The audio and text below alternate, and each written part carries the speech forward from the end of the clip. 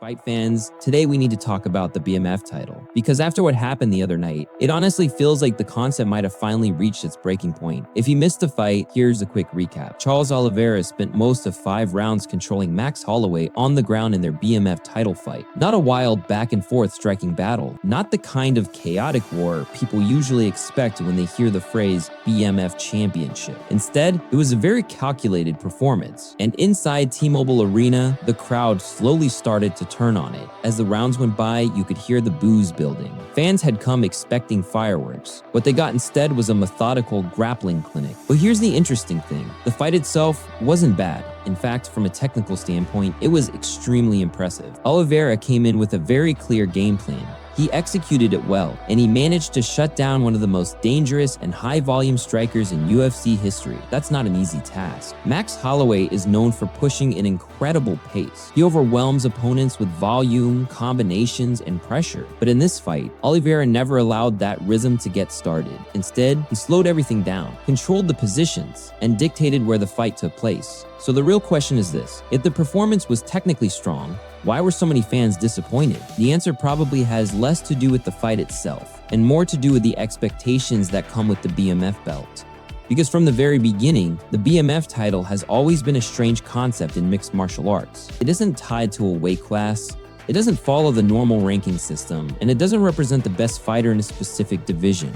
Instead, it appears when the UFC wants to headline a big event with a fun matchup, but without a traditional championship on the line. Essentially, it's a promotional concept, and to be fair, the first time it appeared, it actually worked pretty well. The original BMF fight between Jorge Masvidal and Nate Diaz had a certain energy around it. Both fighters had built reputations for their toughness, durability, and willingness to fight anyone. Their personalities fit the concept perfectly. At the time, it felt like a one-time event, something unique, something different. But once the belt started coming back for more fights, the idea became harder to maintain because the phrase baddest fighter is incredibly vague.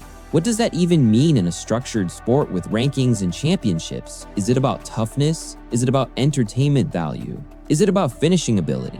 Different fans have completely different answers, and that makes the concept very difficult to define. There's also another problem with the BMF idea. The fighters competing for the belt are usually elite athletes who are still chasing real championships. They're not stepping into the cage just to create highlight moments. They're stepping in to win fights and improve their position in the rankings.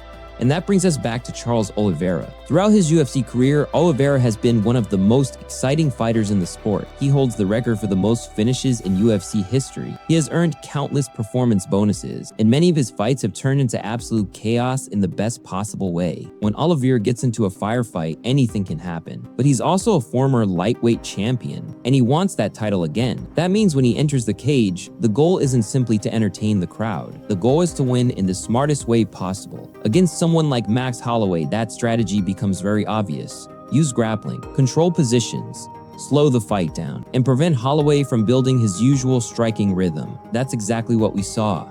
Time and time again, Oliveira brought the fight to the ground, and Holloway struggled to establish the fast-paced striking style he's known for. From a strategic perspective, it was a masterclass. Holloway, one of the most prolific strikers in UFC history, finished the fight with a surprisingly low number of significant strikes. Meanwhile, Oliveira accumulated massive amounts of control time. He kept the fight exactly where he wanted it for long stretches.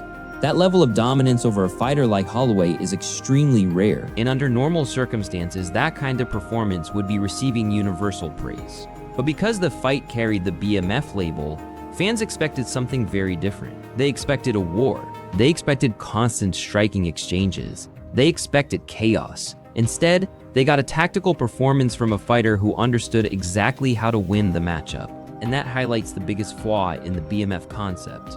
Calling something a BMF fight creates expectations that fighters are not obligated to fulfill. These athletes are competing at the highest level of the sport. Their job isn't to follow a marketing theme.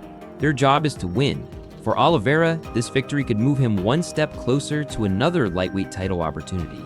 Considering the length of his career and the number of fights he's had, opportunities like that are incredibly valuable. Turning the fight into a reckless brawl would have been a huge risk. So maybe the real issue isn't the fight we saw. Maybe the issue is the concept itself.